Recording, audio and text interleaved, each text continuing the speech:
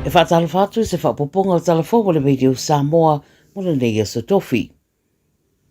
E whaisi maa le ale re tūlanga o lo iaile malianga I le bao Amerika, Israelu ma Iran, le wa tau fia I nei whita winga I sa e tūtutonu mo le rua vai aso au whanga solo tala noanga. Whai mai ni po te o pitora tamai le CNN, wa whailoa le Islamic Revolutionary Guard Corps a Iran, wa tau fia whio I ngā wa ai le Strait of Hormuz, ona o se tūlanga wa lipoti ane mai le panona, wa solia ai e Israelu ai e inga o le marienga. O lo manino le whaaringa Amerika le marienga le nei, e whapea le a whaawau pea, pe atu mau pea o na tatala le o ngā samilea po o le Strait e pe o na taua. O lo ripotia whaamtalanga mai le whainga māloa Trump e whapea, fo I male pāre mia o Israelu o Netanyahu, o le tau fia o whitawinga I le wao Amerika ma Iran, e le au fia I fua mga yo inga o lo whaia Israelu whaasanga I le Hezbollah I le panona. Whai mai ai titi mai peto a se lau walu se furulua na maririu, ma le whaitau se lau o lo marinu o tangata le panona, o na o oso whainga Israelu taru na amata le taua. Wa lipotia mai o lo fuafua le sui presidente o Amerika, o J.D. Vance, ma le sui whapitoa o Amerika o Steve Witkoff, e a ngai Islamabad I Pakistan mo talanranga ma Iran, I le asotoa nai, a o whita ua ina se whaamtalanga mai le whafonga whitalai o le palemene a Iran, e whapeo nisi o vahenga o fuafuanga Iran ua o ia, a o lele I amataina talanoanga. O le popolenga lai le toa tele o lo mata I tūpele nei mata upo, o no le wali potia le BBC lapta inga Iran, o le ato Italia ne foi I oso fa inga Israelu I ale panona, pe a whailava e le tau fia waweloa. Ua saunoa le whailau tuse le NATO, le North Atlantic Treaty Organization o Mark Rutte, e whapena te iloa ua matua I le fia Donald Trump I le tele o paanga le NATO o no le lefe soso ni atu I a Amerika ma Israelu I le taua I Iran e peo na Yamana Hawaii. O le whamtalanga le ua whailoa le I whailau tusi I le mai a mai o le la whonutanga ma Trump I le sona nafi. Na ia whailoa le CNN sa te tala whatalanoanga I le pā o I tu e lua, ma anga I sao fo I mata upu au tu, o lo o ia malama I le fia o Trump o lo iai. O ia ta ua mai o na ia whailoa le li presidente, o le tele o atunu mai le atu Europa sa feso soani, I le tele o awala e au fia I petu na inga I tūlanga tau whemalanga inga, e mai se no fuanga I whaamautu I a inga I o inga, mai isi lava lango. E le I whaiane se tali le li I whailau tusi na ua whesiringia e tu stala, I se tali o le mata upu pe o le aanga I ese Amerika mai le NATO pe le ai. Se pepa o whaamtalanga sa whaalaurua mai le so, ua whaelo ai e se vaenga o taitai o le atu Europa, lo latu tadia ina le lei o le folanga e whaatatau le lua vai aso, ua tau fia I nei whitawinga I sa sae tonu. I Australia, o stasio tūlanga na tūra I mai le basa nei I Australia o lo whainga tā peo na talia I le tōtele, o le mataupe whātatau se tasio fita I longa a le atunuu, wa iloala na tautua I le militeli, a e sa whaafeau ane o ia leo mai se waalele a ngai, I le taavale a leo I le malai waalele I sini I le basa nei, I na ua whaia I morianga I lima, whaatatau I soni ngā tū la whono o taua o le whasio te tangata. O le ptia le BBC le I fita o Ben Robert Smith, le na o fia I se whaamasinonga le tolu tūsanga taruai, whaamaoni ai sa ia whasio tia whasol tū la whono nisi o tangata Afghanistan, e pei o na tau fia I lalo la lato whaainga. O le rua awhisa furu tolu na ngai S.A. Smith mai le Australian Defence Force, po le ADF, mai e te ena umalo na whaia o se ngai o inga se se I mata upolo o tua iai o ia. O Ben Robert Smith na tau au iai whailonga mawalunga tau militeri ma le Victoria Cross. I New Zealand, whai mai ono a fia lava le atunu I le whao vaianu I le whaiunga le vaiasa nei. O talala tamai lea peo na ripitia le Radio New Zealand, whailo ai le vai tau a whai a fia le atunu I le a wha, o le amalo losi matangi ti munga mamafa malamatianga I ngā taifale o le atunu. O Northland, lea ta ue ono a fia le astonai, o le teminei o lo whaamawina le malosi o le whae le vaenga lua o le Category 2, ma ona matangi o le se lau kilomita I le itu la. Poi mai le vae tau o lo whaawau o nanga iane le whao vaianu I le itu I saute le atunu o maolo I le valavo o New Zealand mawhiti. Ua mai le ripoti o lo fuafua e anga iana le whai lunga o New Zealand i le aso sama le asonga fua ma le awhia i le atunu i timunga ma matangi ma le losi. Tala muli mai lava le Pasifika, tala fo i o leisia wha o maila, le fo i o lo iei pia i le Pasifika ua ta uai, o whaititia mailo na malosi le vaenga wha, Category 4, au tu maua i pia lapta inga mō Papua New Guinea, ma le atu Solomona. Pai loa le vai tau Australia e o mai le vavea na leila, o iei le malolosi o matangi o lea wha, i le salau 5 kilomita le itu la, ma tō whatau tau e o atu le lua salau 10 kilomita i le itu la. O whaelo mai i le Solomona, o lo iei pia lapta inga mo le Western Province, mai o mai i le afo le fitu i le pōna pō, o lo wha mawina le whao maila, i le tūsa ma le se lau ma le 4 kilomita i le itu i saute i sisifo o Ranonka Island i le Western Province. I Papua New Guinea, o lo tu mau pia lapta inga mo Milne Bay, e mai se lava i ngā tai whale o le tunu. Tala nala Radio Samoa mo le nei aso, soifua. Tala whalawa o le siufufonga le nei o Samoa, le Radio Samoa. 5 is a number you can count on. That's 10 shoulders to hoist each other up. That's hundreds of miles traveled together. That's thousands of memories made for life. Join a team you can count on. Search Navy, Army, or Air Force careers. Leaving in sin. Where are we going again? The beach. Obviously. Which beach? One that's close and not full of poo. Ooh, I just found our matching hats. Nope. Okay, Safe Swim's got a green pin for Takapuna. Yup. Tide's good, lifeguards are on duty, and there's no wind. Let's go. Water quality, tides, lifeguards, weather. All pretty good reasons to check Safe Swim. Visit safeswim.org.nz or download the app today. Thanks to Auckland Council. O le porokala me o le Gagaifo Faiva malei a taua savea I lunga o le Radio Samoa. Ua mawhai o na awi nātu ona o le fesosori mai o le Pacific Specialist Healthcare. Ma le tongafitia o le ngase o le fatu. Ma le ngase o le kanesa I whale mai e lua I Nandi Masuva. I le atunu o fiti. Asia siane I le upeka tawhailangi. Pacific Specialist Healthcare. psh.com.fj. Avia maua sosa Omega ka Iana lowi moa Omega ka Tagale tau mofie Omega ka Fili mai loile Omega ka Omega Cars, lua selau Cavities Drive I Manukau. Pole telefoni o iwa lua fitu 5 tasi lua. Susu mai Manukau ne Omega ka Malole keisile Omega ka.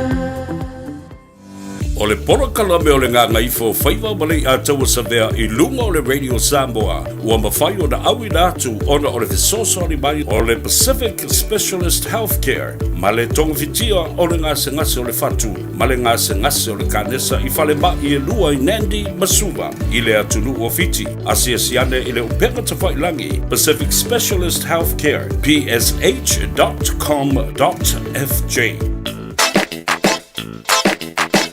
Eva mai pea I the radio kasi lima I vakolu amo. Au ngā tele sunga mo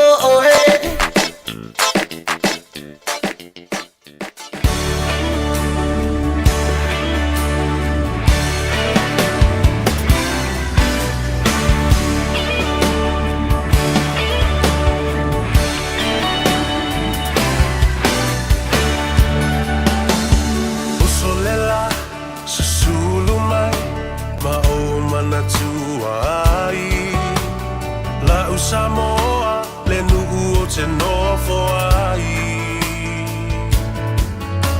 Pe wha pe whea, na ngalo atu o I lewa ai. Samoa, o le penina, o te fia I ai. O solela, susulu mai, ma o mana tua ai. La Samoa le nu'u o te nofo ai. Pe wha pe whea, na ngalo atu o I lewa ai. Samoa, o le penina, o te fia I ai. Hangi mai se matangi, e momoli ai.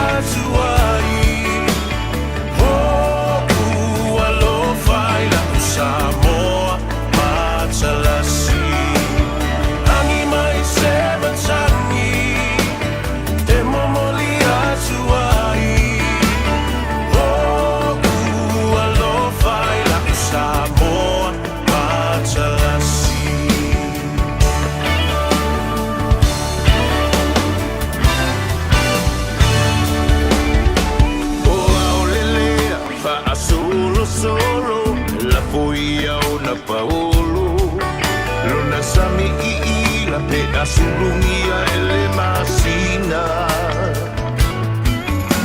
pe fa apefea nangalo atu oea ita Samoa ole penina ole vasa Pasifika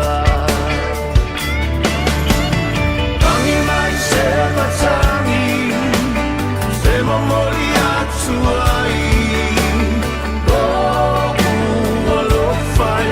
Samoa, Matalasi Tangi mai se matani E mamori atu ai alo faina Samoa, Matalasi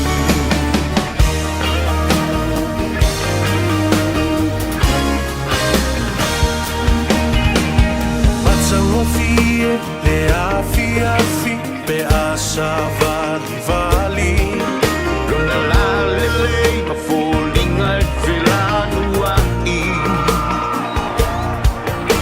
Pe wha pe whea na ngalo atu olo wingoa Samoa ole penina ole vasa loloa Tangi mai se matani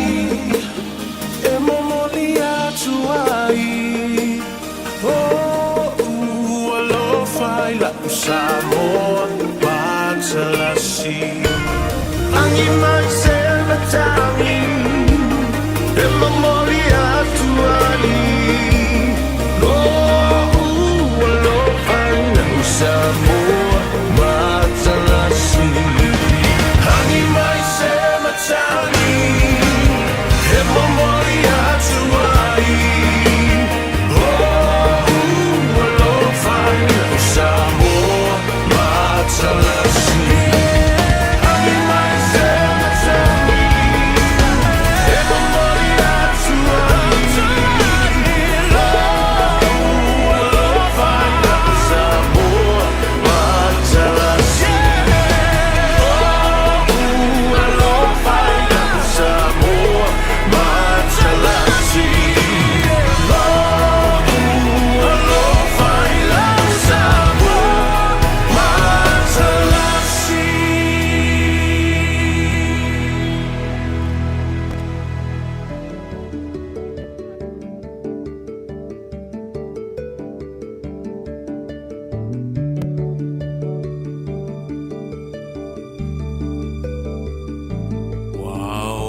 Pungisa faapeo na puniti olela Wawa ole langi ole timu fo iele muta O fitielo na muenga watofai baloi mata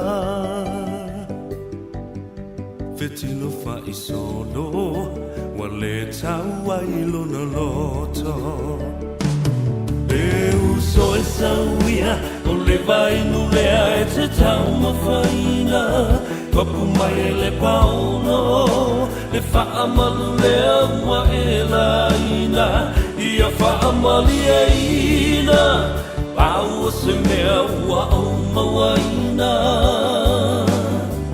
Fa alango mai Ilo utau au e te mapua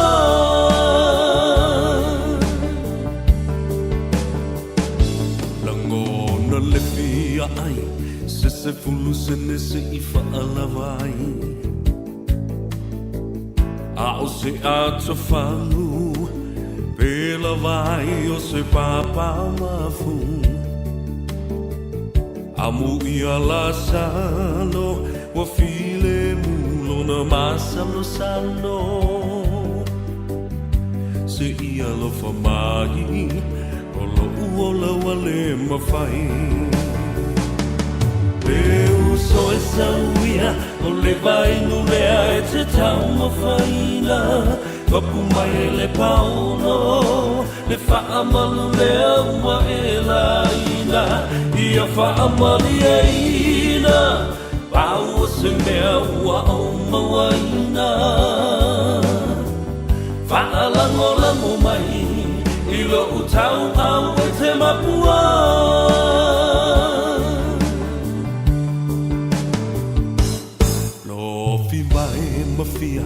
so ai le tau langa ua pia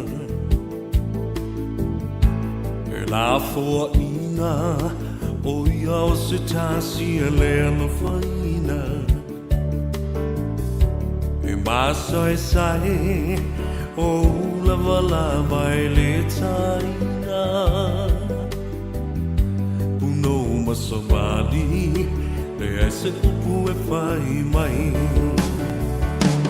Leu soe sauia o le vai nulea e te tau ma whaina Papu mai e le pauno le whaamalu lea ua e la ina Ia whaamali e ina Pau o se mea ua o mawaina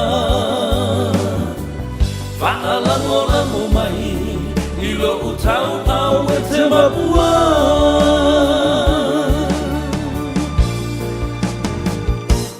Leu soe sauia o le vai nulea e te tau mawhaina Mapu mai e le paolo le whaamalu lea ua e la ina Ia whaamali e ina Pau o se mea ua o mawaina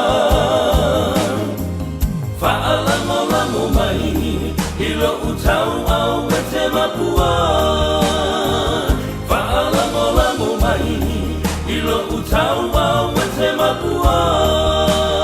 E ale nā, whamai upore pese le a taua sa vea. Leu soe sa wia afe mai a ua vevela le la. Whaalango mai lo utau au. E te mapu ai. Whaatalo whamale nganga whaaloalo mo le nganga whaanga e tia. Tumu le nganga I le whaafetai I le atua. Ona ua ia whaia mea silisili mo oe maa uma I tātou uma. Ua tātou toe lau lua whesila whai ai. I le anga le lei o le tātou tapa au sili le langi, tai mai loutou soifua, ma se malosi o le au nei. I le mata ngō fi o le sulu le la, a lea lava tātou te tā lia, ia le taunu mai o le whā le tā ua nei. O Cyclone Vaianu, ngā ngai mai le atufiti, wha solo mai e tonga, a ngai I lunga, I up north, Kaitaia, lea lai whaatalitali po lea le teimie, tei ai I tātou, I se teimie le o toi mamau. Ai tātou te tatalo ma le whaatuatua I le atua. E mawhai ai o na ia, whaata whatafa au vale. Ma ia wha moe fo I pe au langa vale. Tātou tatalo I le atua, ina ia sui le ala matangi. Saunga le muai lea o I tātou. Ia malo tātou tilitulunga le da, e tali le atua I tālo sanga. Whatalo whamale nganga whalalo, soifua lau le lei le atunu, ma lolo whalau, ma lolo fo I le pale, tātou whilo ai, I le aso tofi o le aso iwa le masino a perila. Le whaatawhiti o tiute ma Faiva alo Filipa sa whia ngai ma le atunu mai lava I le aso ngafua, se iao o mai I le nei aso. Ia, o le ua sfun ma le fitu minute, ua te ai nei ia le hitu la. E wha, ia I mātou I au kilani I New Zealand. Ia wha moe o lo manuia fo I pofia lava le atunu o ma le tafa o le lalolangi. O lo o mai moa wha fonga mai ai, ia le tātou watunu. Ia o lo manuia au tau, o le ale aso, le ale I tūlangi, le ale teimi ma le I tūla. Ia e wha moe le lofa maleanga le lei o le atua. Ia o lo mulmulita I a te utau, ia mātunu o lo o utau nopia I ai. Ia ma whaia ai le au nanga ma le tautua ai tau malele, mai I atunu I whafo, au walo tātou. Tangata ma lo tātou malo, o tātou a inga. Ia o lo o wha muli mai I lau whanua ma ele o le atunu pele I Samoa. Ma loa fua I lau ua maua. Sufi, ia, le alofa ma le anga le leio le atua. E le mawhai lava. O na taui masui le atua, ia I tātou. Le anga e alofa I lana whanau. Ai vanga nā haile tangata la tau ia mio paa a. E whaia, ma whaoa le anawa. Ale atua, o le fia taui masui. Ia le na e fo se te bita to papa ia i le tele bata upu mari e male taua. Tātou te whasoa iai ai moise fo i male taua lea i Iran. Lea ua wawa ia tunei. Ai ua tau pē i male pēr sai. O mana ia. Ua tau pē i male pēr sai a Donald Trump. Wana ia talia ina. Vaenga e se furu au maia ele whainga malo Iran. A e le usi tai e Donald Trump e wha wau pēr. Ona tāpunia le ala vaa le vevesi e nei maoso maulunga le fiwa whai ai. O le tau o le pensini ma le swau. O Strait Hormuz. Po o Hormuz Strait. Si ta mai na le tolu mai le lava le mamao le. O le ala vaa le. Ai o i o lo sau ai le sapalai. O le pensini ma le swau. 2% o le lalolangi atua. E oso uma mai ai i. Yo, wala u faya tu ya ta yo malo Iran. We are prepared for the long haul and the long fight. Yo, Donald Trump se si tangata ye ta alo ya.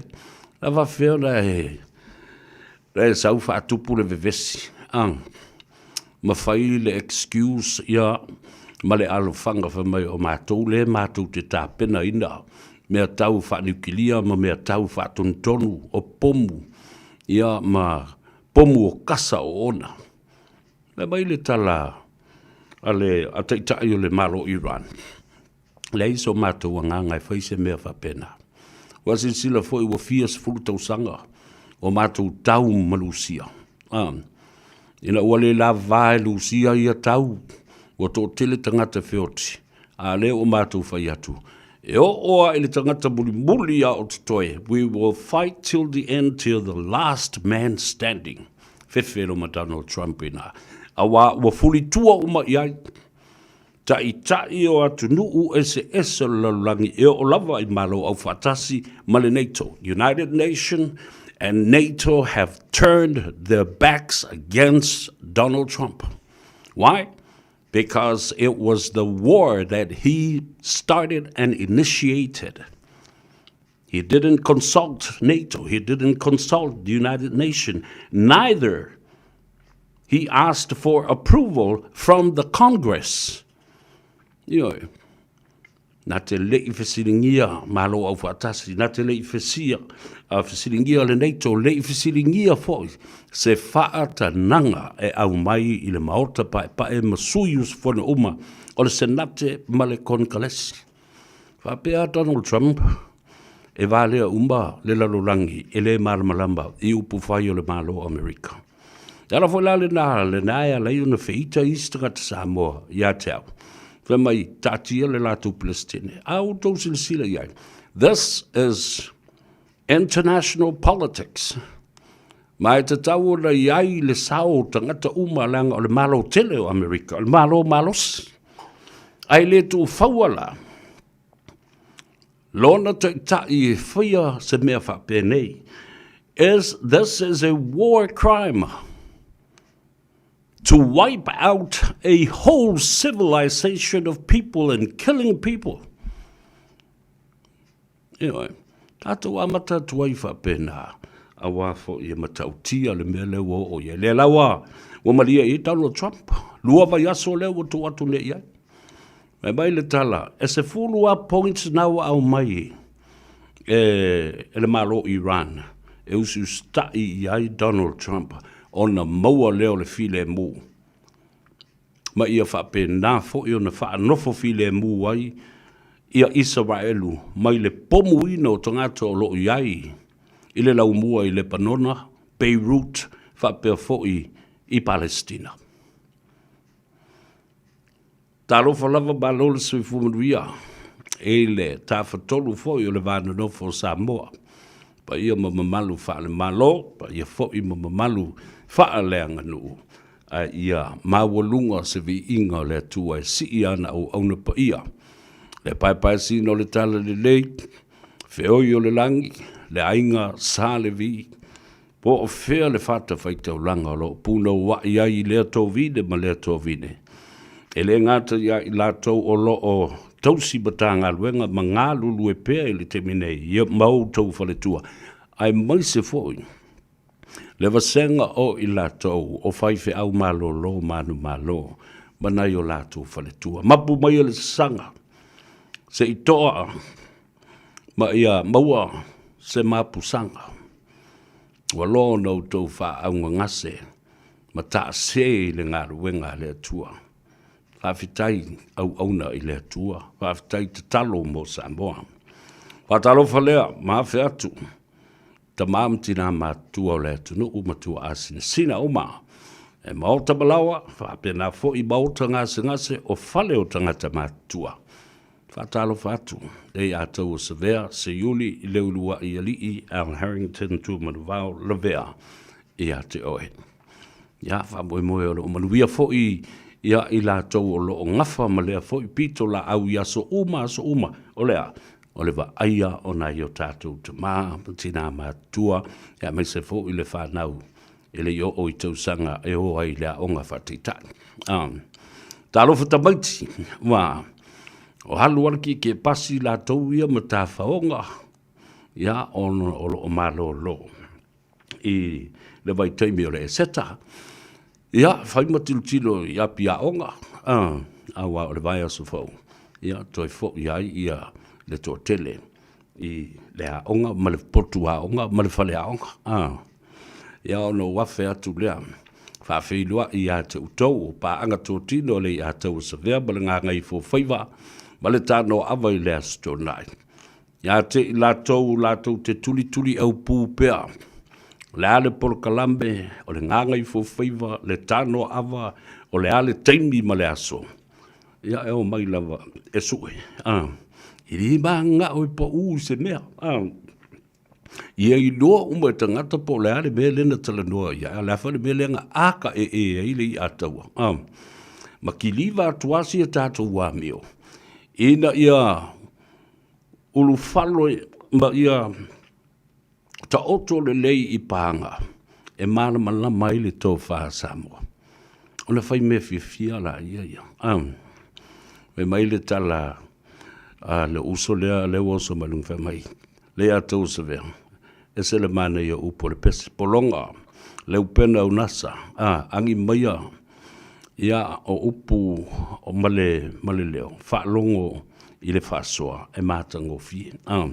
Whawhetai ali i polonga, alo le soifu manuia, Lupe Brown, alo le soifu whawhetai, o Fred Jr. Mark Milo, sending love uncle, manuia le polkalambe, i le neifo ia fiafi, ia whatalo whatu ali, Fred Jr. alo le soifu manuia, auto umaulo ilunga le tātou YouTube channel, whapena fui ona whatalo whau, ma ofo lo fatu ia te outou, a o lunga fo i le Facebook page, auna i ngalo ia te oe. Tango, share, like, ia matu ue masau komeni, whatalo fatu i lo uso e stau, tausili tuai malo, ia malo, le on sai fo i ti ngama fa le tonu o le tino, talo i le tua i ne ia vave o le whafo i sia, ne malo si. Ia ma outou u malavolo whatau tolia, I mauta malawa ona o ngase ia ma so se fale mai ma so se mauta ngase I New Zealand po o fea lava le lalolangi ma I latou fo I tonu o ai o ngase I Samoa. Ia ona watu fo I la ia lea ma le wha mawhananga. Ia po o le wha maisenga. Ia Masua tu vai malu I puenga, ia I la tolo, maua le loto maftia, le loi fonga pa uma le loi mata, malingi. Ona o le wala aua le atua, le isesi o tātou me whai una tūma te iai. O le pule whai tō tasi le rā le atua. Nā o ia nā te, au maia o ia fo'i, nā te toe wha fo'i atu le tangata, ia whapena fo'i si o mātou te nā. Ia, e matui bati nga ai o le loto tele ono le whatutua I le atua o tātou malama I le ata o le whao le tanga o le oti ia o le whaitu toa e uru whale atua I le si stepu o le uranga ma le soifuanga se ia o a I le teimi o le whaamisinonga mulimbuli a le atua I tangata unga. Ia le nala, ia lea. Kai la iei nisi o lo mawhitia o na o whitia fo I o lātou maota malawa mawhio anga I le au pōngi sao no le wala au o le atua. Ma mori atu whaamisenga ma whananga I atu o tau. O tātou mana malama uma I ai le ti ngā o le mea. Ia. O le AJ film, Tala Flava Balor, Suifumria, or Si Vale Pasesa watching you from Long Beach, California. Lauso ya Polonga Leupena Unasa, Patala Fatu Malole Suifumria, o Tui Unasa, Welese, Tala Flava Balole Suifumria, Tufale Tato por Kalame, o Tui USA, Liu Maunga. Whamatala kolose, talo flava, ia whapea fo I matau nonu, male toa tele o tau wa ngai mai. Le vau polo pauli, yoelu unga po, ia whapea fo ia le sunga, ia pila li o miti. Hello, whaptai. Ia, nā mailo waso, fia whatalo ma whapalo ile au whainga ruenga. So o se ngā ruenga. Ngā ruenga I whafo, ngā ruenga I tutonu o le whale, ngā ruenga I whale whai ngā ruenga, whale ngā o si mea, o fisa, pisinisi tū maoti, nai atina e o tātou a inga, whale o loa, o whale ainga, o whale sui sui, o whale o tiuru, a wale tele na o le si mele o wawa e tunei ai. Ai, tasi lea tā leni tā ua tele ai, ale mamalu o lea tunu, o e mai se tupulanga televou. On mole teu fōringa. Meo in fashion, po beauty fashions, ma mea uma whapena, e vari eila ko launguku, ma se eila ko fulufulu maka o fulufulu al puisu. E mai si a mea e okase, e fulufulu. Ia watalo whātu I hatu. Ia wakako whai makako kari e. Ina ia maua fo le ata e fa ma avenga ia te oe ma mea lo fa ma mafatu I lo ma fa e ve ai ma fa ile se ma mea ma mafa ia te oe ia le na o wava ia tu ile tulanga o lo o ma tua ma lo si a de ngā ruenga leo o lo fatino I Samoa. Ale ngā te le tele o so wha inga o lo wha wau le teimile nei. Ia, a wo o fo easy vaina. Wa, mata I tuina, mata ngā ruenga. Pisinisi, e pei ona iai le suusuenga lo wha ngā solo nei. E le company waa ale atunu. The Shipping Corporation. O e pūlea waa e whiwa I le waa. O Amerika Samoa, tuila manua, matatou I tū moama o poru. E le se me fau. Ia, man tū fo I le vaa le na sau mua fo le. Le a fo I, nai vava ai e le senate, tuila manua, o la tua au mai I luma tangata I luma o le fono. Ai tu I fesidi, e li ima faipule o le senate ma maota e lua. Le voila ua au mai le mataupu le fitu I nisi o seila. O li I ngā lurue I waa ua wha malo lo le tu maulu temile nei. A o lo wha ngā solo le lātou susu eina. O le au mai a whanana, trafficking, drugs between the two nations, from American Samoa and the independent Samoa.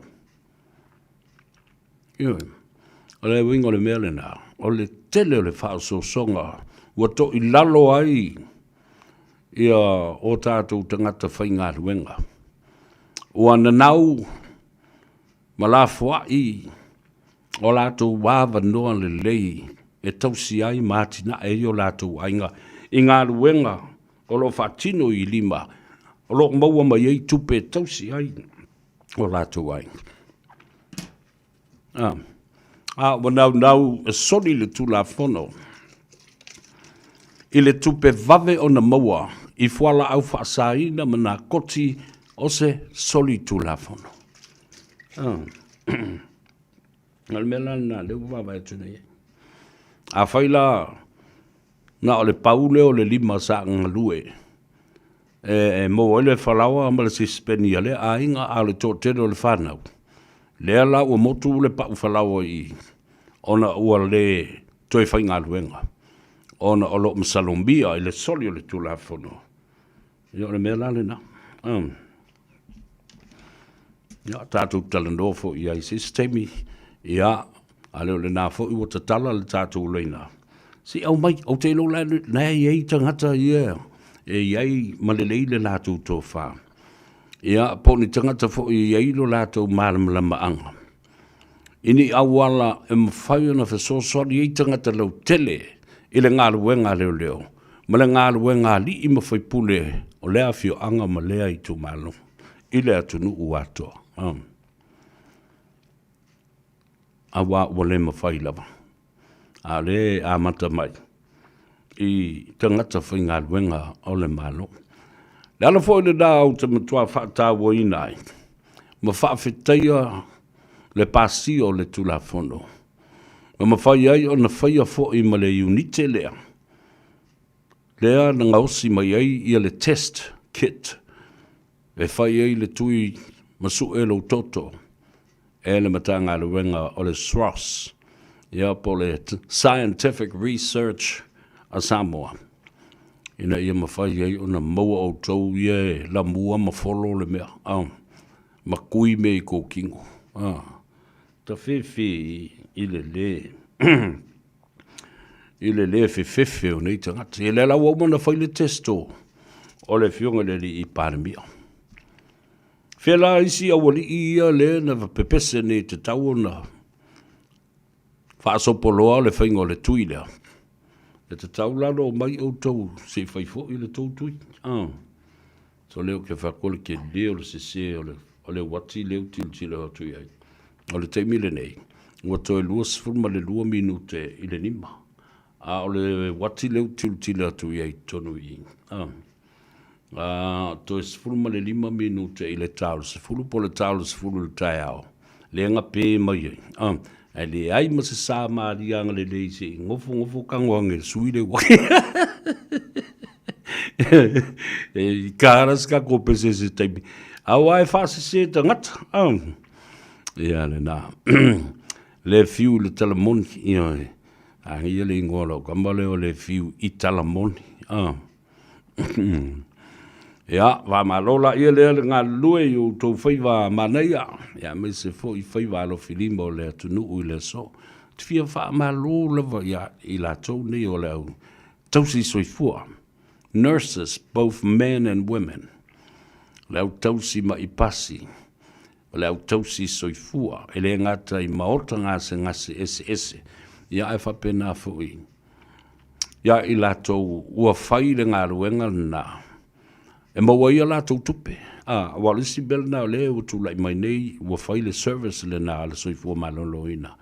E le tau sau aise caregiver. E tausi le tamā ma le tina matua i maota malau. A ua ia seisi o le whanau ma le ainga. Ua le stala alo ia, ua koleni alo ia foi ma whaia awa onga. E le sawai ia se tangata ese e whafsanga i malau tina malau tamā. O lima nei e papalu ai le to ina mo le olo matua. Vato le whafonga le atunu. Mai ta ua fo ina nā polo kalame. E ai fo i ona benefiti. Awa awha pele stala oe. O oe o le caregiver ma o le tangata whesoswadi i lautina ma lauta mai le ngatalanga tongi ma oe.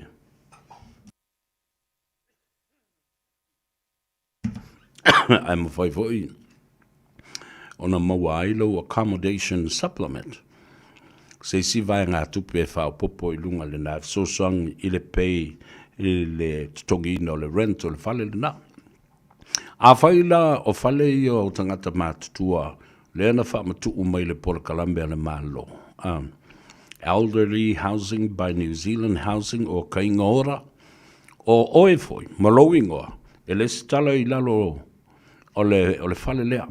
As a caregiver, and au o mai la le taimi fo le pe vala au le tu le tama pol tina le sa no fo le fale le lena e tausia e mawhai on a transfer loingoa as a guarantor o oe la lisi ona lea le a nofo ai le fale lea i le fa pe a maliu le tina ia po le tama matua ia ona sei e se mai leo le fale e tuli o e tsavali le wala i li fia ngā mea ana u mana i foi ia le foi por kalambe ale soifua maloloina tangata matutua ia fa pe foi fale o New Zealand kaingora ina ia fa palendi ai sia ka ko wa mio ole wa to es furu malaiva minute ona tale le tu la lima mana bonga wenga malanga ngai fo Faiva o Samoa i New Zealand ia la le la pta inga lava avatu fai mali e lo sa wiki kope fu le fale ai ono sa i lungo le ala tele to tele tangata la tu te fa nga ina le awala tele le teimi lava le tasi wa fo le umana va uma fa tasi nga lo nga ya ta woyo na lava pale ma lava ono sa tu wa noa Beale na e tupu ai tātou te pisi vale lungo le awala tele, i ma tātou ma whai nati ma tope le whale. Ia se mea le a maua i le ngā mea, whai maani e lau sa. Tu uawa noa i lesi ave tā vale, ma lesi ave tā vale, mea, na paule nao le mea maua i le file mu, usi tai. I le tu la fono le awala, moli le sao whatulanga ina. Ma wike pa lau vale ma lau vale lungo le wala ma le kupo le pisa.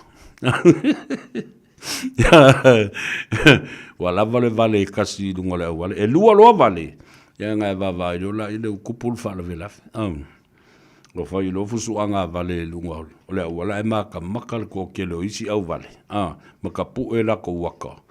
Ia matutu ai lava ina. Ma saputu maita vale. Ole ai ma se mea koi mingoi.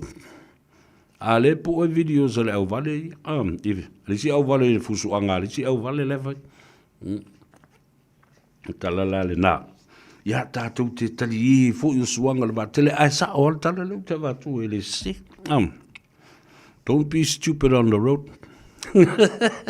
wala vale foolish e kasi dungo le wala ngai le luo o foolish wala le me o ye ia fe tau i loa foolish ma stupid. Ia le na, tātou te li fo i whaala i o mata i lunga le awala tele. Nā wai loa, e te tangwa o e tau ia whaia i te oi, le alu lau tau mai. E a tau sa vea, e leo au se vale. E leo au se vale. Mai o te tau nuu male manuia i le whale i le asolo nei. E le la vea seisi i lo ufa vale valea.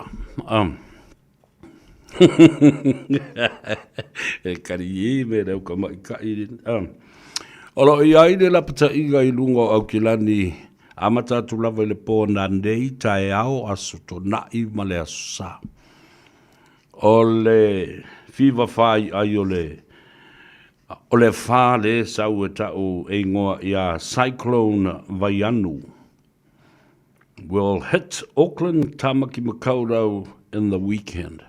Now, this cyclone originated from the Fijian Islands. Na also mai Fiji, tavi lovilo mai ala ele na also ani tonga alu ilunga I matu I Cape Rianga ma up north Hokianga. Lea lawa mata na sau ila. Ia e tātou te nofu pēr ma tātou whātaltali. O whamaila le awanga leo le emergency services a New Zealand. Wai whali tau whale I tāpō leni. I whamaia mā losi matang. Mai tō whatau tau. Ia ma o le ama mawhati munga. Tātou nofum whataltali. E le la o le nofum whataltali. A o mea nei ua umana whamaia tāpena. Iai penisini le fale, ia le susu, le falawa, o mea ai tu apa, o mea ai fulisa, o mea ai fole o siri o le masani ei tamaiti. Mea umalawa, ia lava le sapalai le fale. Tātou sala i le toe pē ma moe o le matangi. Nai lo o le angi o le matangi, a le tele i alwe whaise mea o sau tāpenanga. Lea o lo o au mai e lunga o ata tifanga, ia ma TV, o televise, le social media, o ala ata, whapena fo i telefou o le TV, tasi, lua, ma le tol, newspaper. Ia mai se fo i a tātou au nanga ma le tautua le nei a le siu fongo Samoa. O lo longa pui ali i eile atunu. Ia malapata ia i mea e ono tutupu le lumadai. A mai se le wha lea o lo fau mai. E fau la i le so, wamana tua, na amatau na lapata ia mai Samoa i nai aso e lua ia watua na ia tu. Ia a mai se i lātou e lalampapa au i au kila ni nei. Le lana o tau se sile le malosi o matangi, i mati munga i le aso lua ma le aso lulu. A o le o mai le tae o nei, ki kilo ku fafu. To le ai o so mai le matau le la, ma susulu matango fiele, so le lava o mai a i le tebile nei. E le lope kau fasi. Le lope o matu ia le tātou por kalame o ngā Gagaifo Faiva i le so. Ai a makalonga ngi whakau ka umai le kama i se teimi o le poa na nei.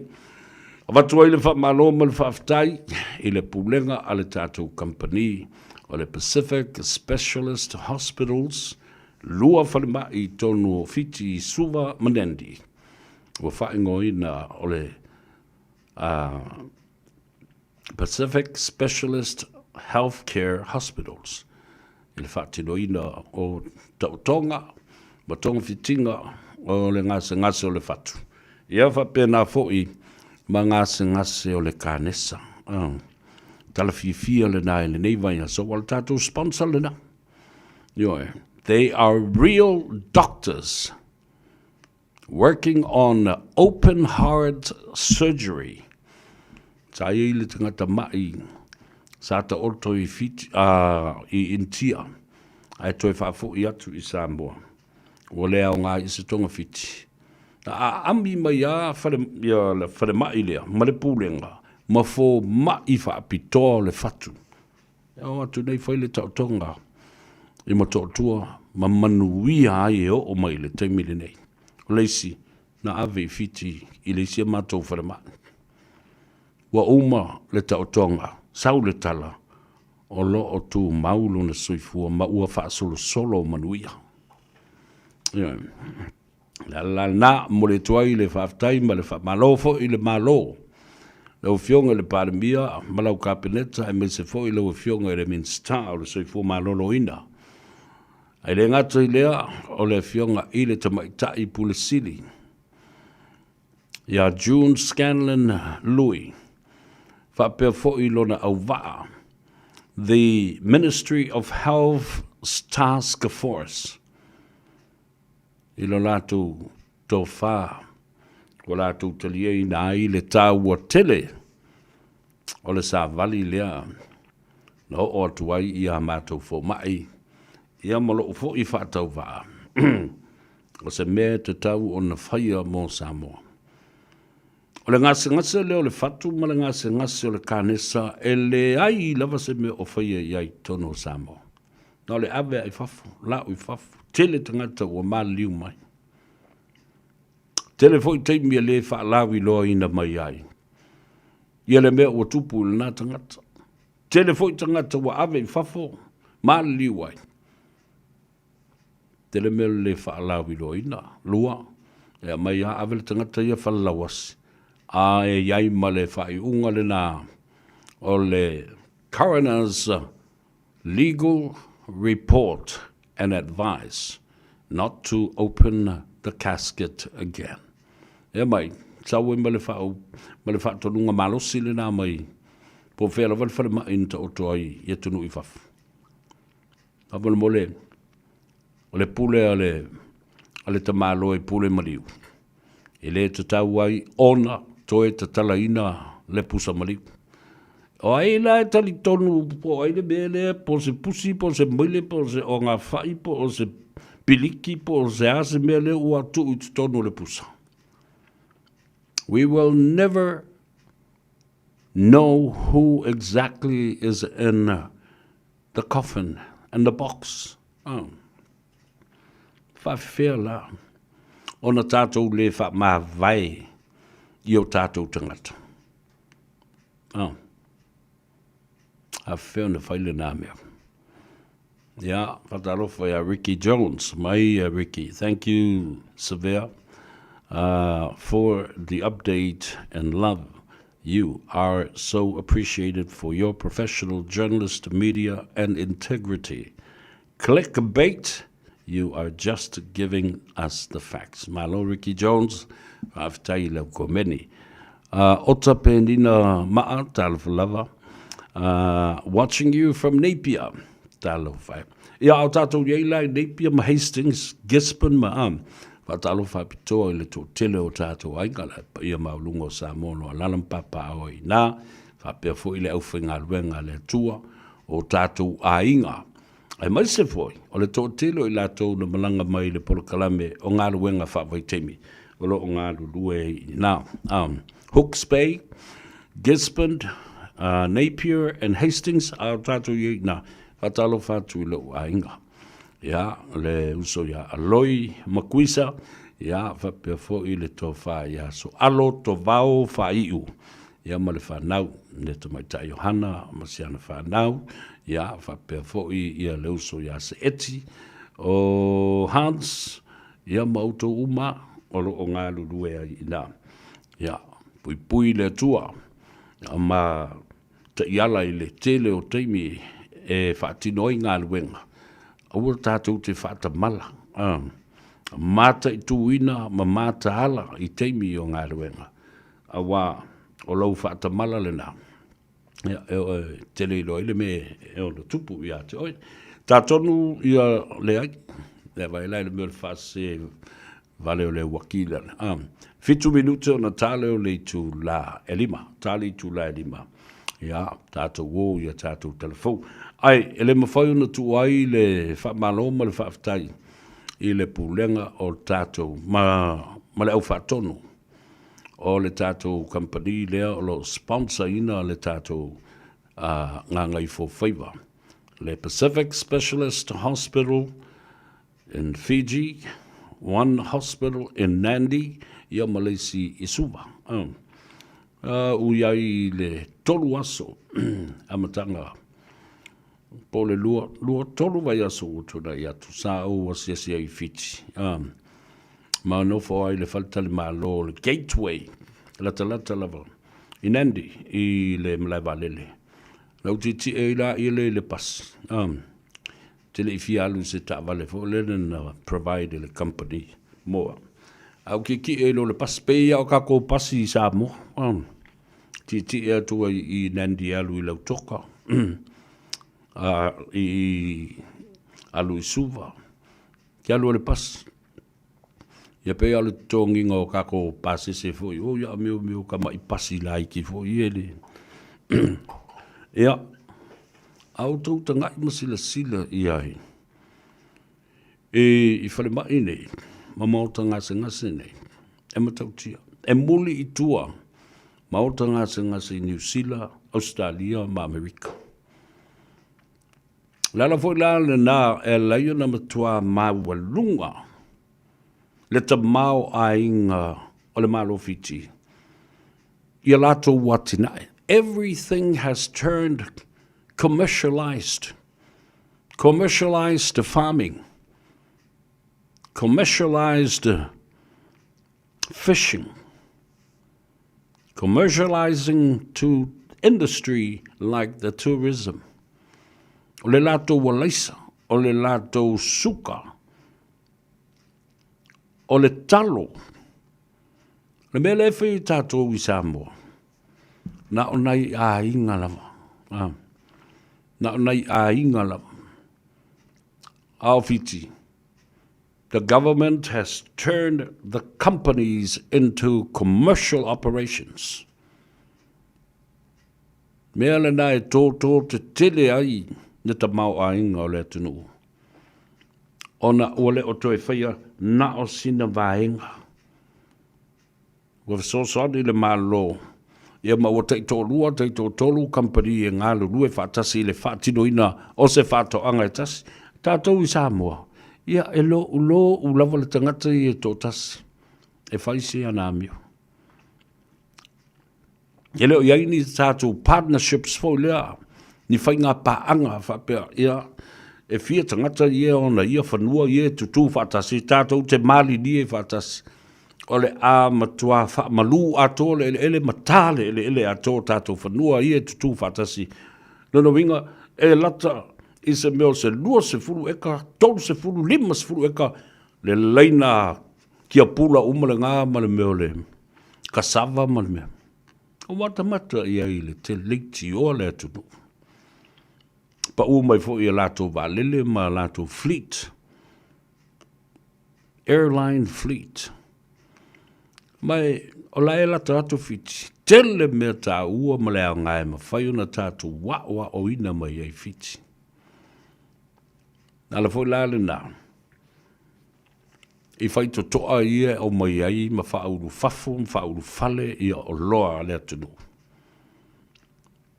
e pulu lima fa tasi ai o ia lu tasi ai ia mea langa o lo iai tua le malo ono mai lola ile ia tunu I fafu. Ia. E fai feutanga inga ile malo si anga ole malo fiti ile si malo. E tau nuu mai fo nei.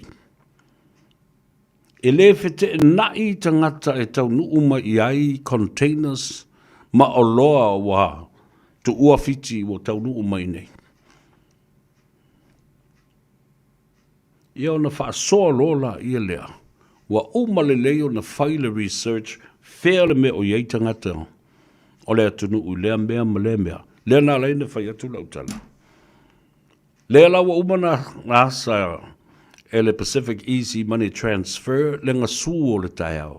Whapea nā fōi le Digicel ma le Vodafone. Nā le winga le tala nā. Lea wa so o a tōni sila mai o le Export Authority fo I mo I tātou la I le tūlanga le malo. O I e tatau na tātou wanga iei, o le mea I le Vodafone ma le Pacific Easy Money Transfer ma le Digicel, o lo no winga, la I o tātou tangata ino, e le na o Samoa la ina, o lo o iai ma tangata atu moto o le Pasifika. E ma whai una la tō whaunga ina services uma nei, o loa nei, o lo ngā osi tonu o le tātou atunu. Ia, wale mea tā ua le nā, e te tau o nā ngai ai ia le mawhauwhaunga ma le whātō whala inga le malo ina ia I loa ai. Whea pockets ia o loo iai o tātou tangata. Whea I tū malo ma pitonu a mata mai lunga I Keipuianga se I tau I le lo I le peninsula e ngata ai le South Island.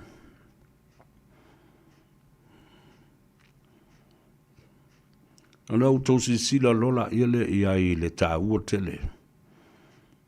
Tāua tele o le amana ia uma o tātou tangata po o whea lava o loo iai. Whea le area le te iai.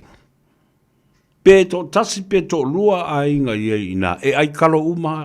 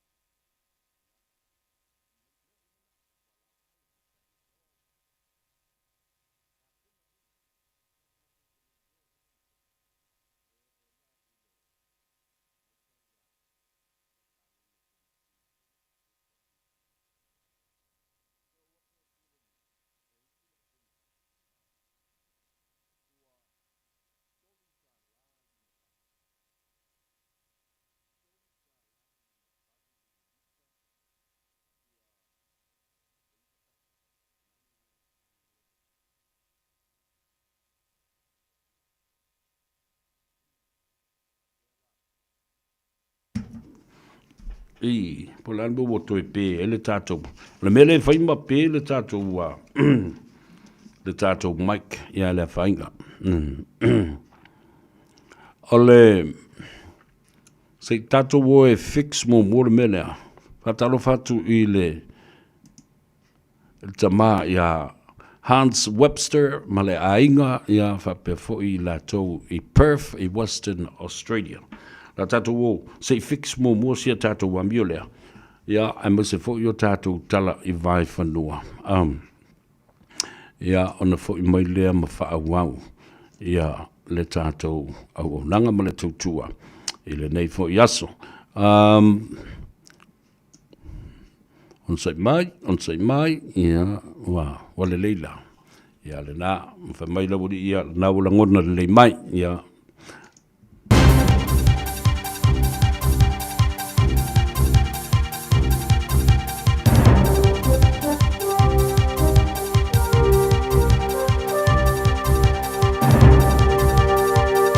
In this update, Donald Trump says all US forces in the Middle East are staying in place and loading up until a real agreement is reached.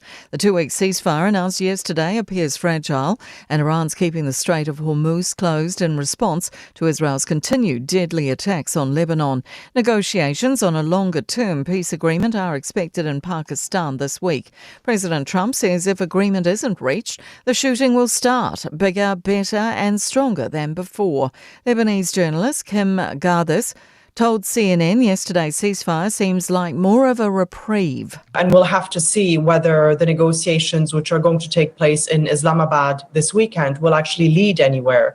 And it's hoped the ceasefire might bring reprieve for families in the Pacific suffering from surging costs. Child Fund New Zealand says fuel has gone up as much as 40% in some nations. CEO Josie Bagani says New Zealand families feel the war's effects at the petrol pump, but for Pacific families it's shunting up the cost of food, transport and even clean water.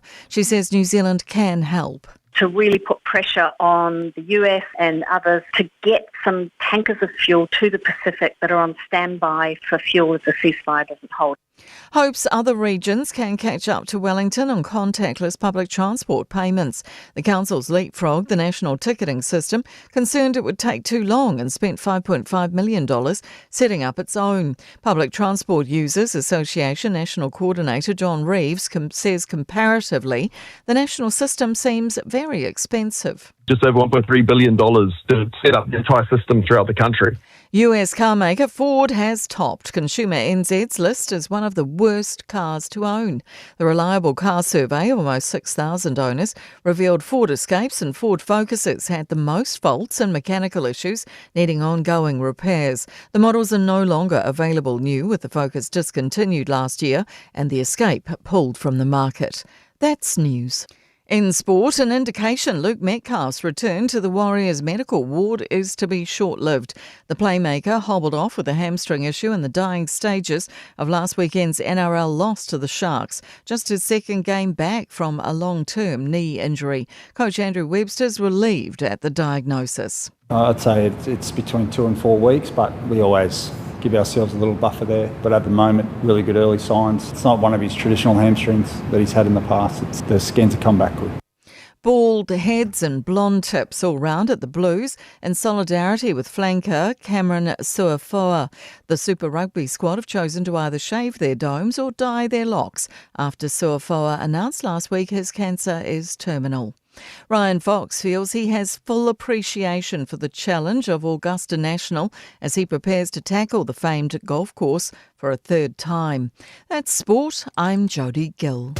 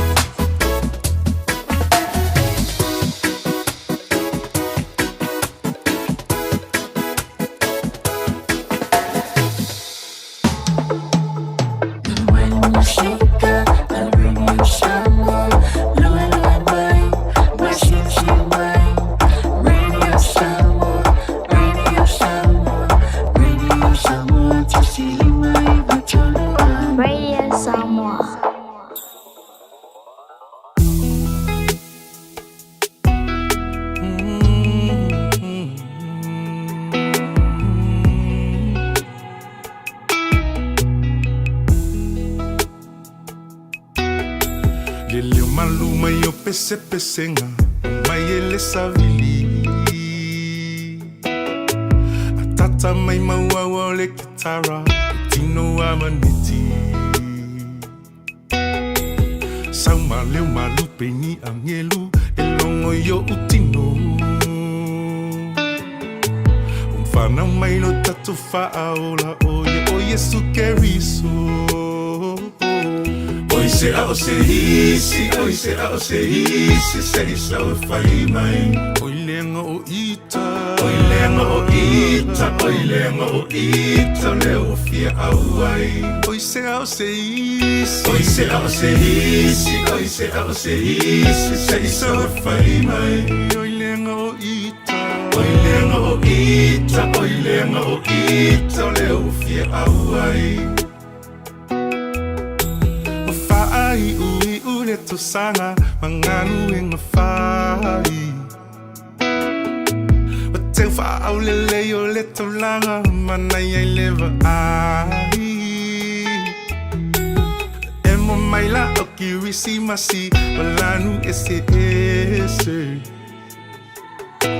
O mea lo fa wafe pasi ai ua fana mai le pepe Pepe se osana, pepe se aleluya Fana mai le tama, lo tato pulu vanga vidia ele mesia Pepe se osana, pepe se aleluya Lo tato pulu vanga Fana mai le tama, lo tato pulu vanga vidia ele mesia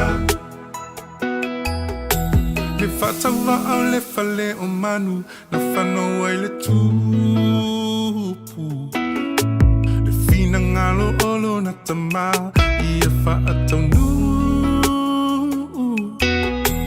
Alo na lo whawana au ina mai Ai lo na lo pele Ia oli lele lo langi uma Ta toto fai pepe se leo te tele Pepe se osana, aleluya Ufana mai le tama, lo tato pulu vanga vidia ele mesia Pepe se osana, aleluya Ufana le mesia Ufana mai le tama, lo tato pulu vanga vidia ele mesia Oi se sei so fai mai O eto fia vivi Oi lenga o ita leo fia auai Oi se sei so fai mai Oi lenga o ita leo fia auai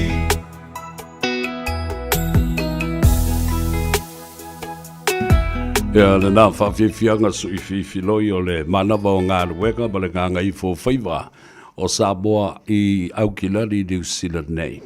Ia, mori atua i fo i ma le whamalo ma le whawhtai ia i la tau i ngā ruenga sa whenga iai mo tau i le so i na ua nganga e le la ma oso le la i le tae au ia maala usu fo i maala seu Samoa i so se tofinga. Ua wala a wida iai. Ai, toi fo i lau whamtalanga i tua whaftai o lau umana. Nga seki maile kākou mele alanga e whai mawhiriki ma pē ale o i loa tua. I lapata inga i au mai nei ele au wā ai tau i au kilani nei. Ona ole whā lea na mafua na ia e mai fiti e ta o cyclone Vaianu. Lea la o tu ua fiti wanga i ane i lunga i Cape Rehanga.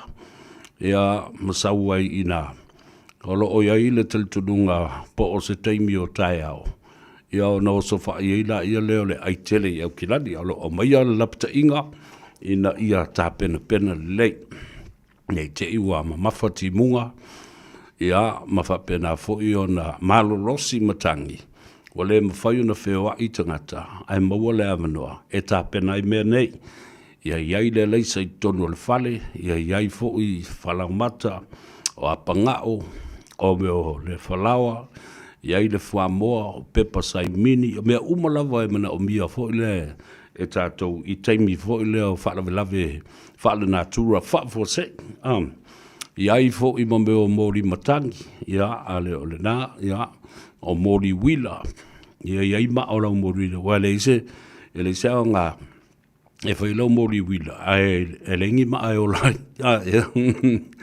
e Mori tū, Mori Fangu, mambe a whapena. Na ona tātou tā pena iai, awa ne I o ina malolosi matangi, ma tā whenga, mani mea whapena, ia male mawhai ai o na whewa I tangata. Ia ai tā punia, whafo se I ai fo ima, whale o lo te tele I o lo whai ai a tātou whatau. Mana tua le ngole na Cyclone Vaianu. Ina ne I tūla I maini pe whea. Ai whenbai, ala wari I fo ia e se I alu se whalongolongo ma ka umai po lea le mea la tupu. Lea la wata o atuele I hatau sa ve I hate oe. O le vainga mamau le nā le va ai tau. E o mai I a Cyclone Vaianu. I lau whanua o Aukilani nei. Ia po le pōtai au foi po nā nei.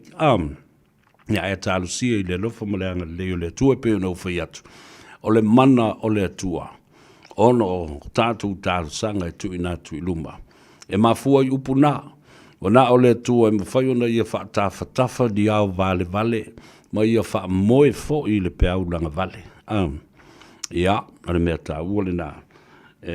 Tātou no talo I ai. Ma ia lapata I ai fo I tātou. I lea fo I cyclone. Ia po lea fo I a wha o lo valo ia. E oso fa I ai ia Aukilani. Teimi le nei. Mo I lātou o lo ngā lurue pēr. I le nei teimi. Ma I lātou I le lo. I no whanga SS o lo o.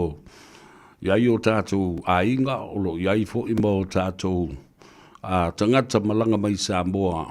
I ngā ruenga whawai teimi, Hawke's Bay, ia Gisborne, wapena fo I nai Napier, ia ma Hastings.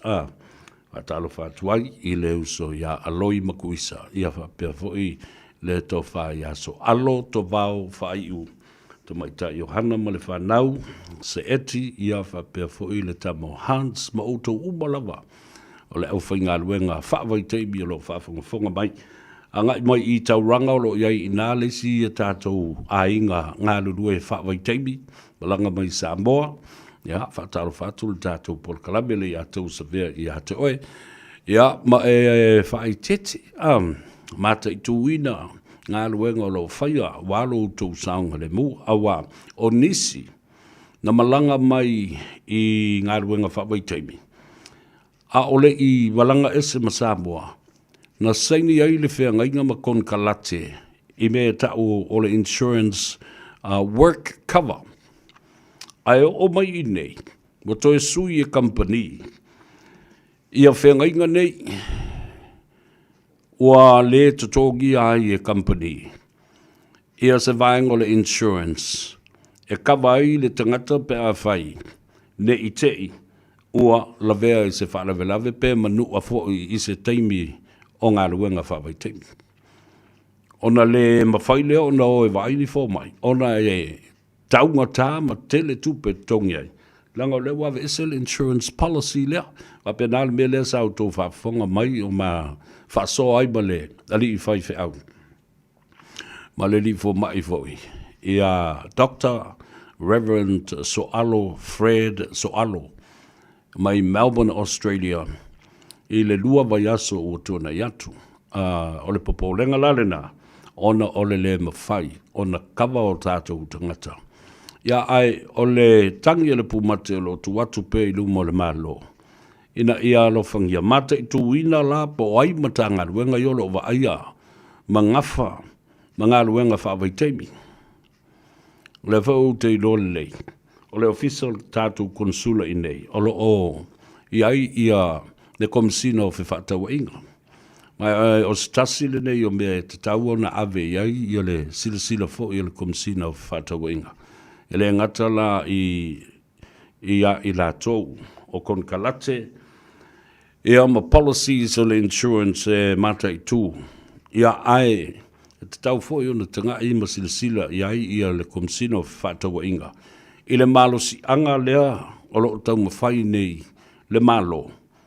E maua ma keti whaavao malo i atunu. I whawha mese New Zealand, ma Australia, ma atunu umalo e alu ele tātou talo o lo ono nofo ai ma lala i o tātou tangata. Peno vai atu te mian le la.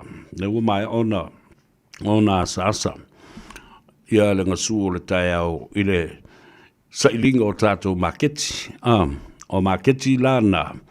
Ia, e pei o whiame o iai o tātou tangata. Le au o mana whaatino e le whionga ia tuala. Tuala tā malalangi. Pese tā malalangi. Alan Stowers ma le au whainga luenga. A le Pacific Easy Money Transfer. O whea lava o lo iai o tātou tangata, o lo iai fo i nā le service e la fo i tupe. Whapena fo i le tātou Digicel ma le Vodafone. O lona winga, e tele no foanga, o lo iai o tātou tangata. E le io o mai iai o tātou o loa, o lo au mai e Samoa. Le talo, le koko, le whai, o le popo, o le ulu. Ia whapena fo i le ufi. Ma o loa ngausi o loa taulima. Ia. Ai, whatalo whatu whaamtua inu vea, ma loli le soifua maruia, whafteile mafuta mai, ia whapea fo iso Reta Felice. Ma George, talo fa George, ma loli soifua maruia, tufale tātou por kalambe nei, whai fo i ona mata, mamai mo mai ai ia leo tātou tunu. Le si vaenga tā ua lava pe o na wha ilo pea le whangatia e le taunu mai leo le tātou container lea. Leo o taunu u le so ki lia tai au asto na iloa. Ia, aso sfulmal tasi leo apirila. Tāle tu lai valu i le tai au. Ia lea na utou whafonga o maa whasoa tuai ma le fionga ya salama tua kome la wano.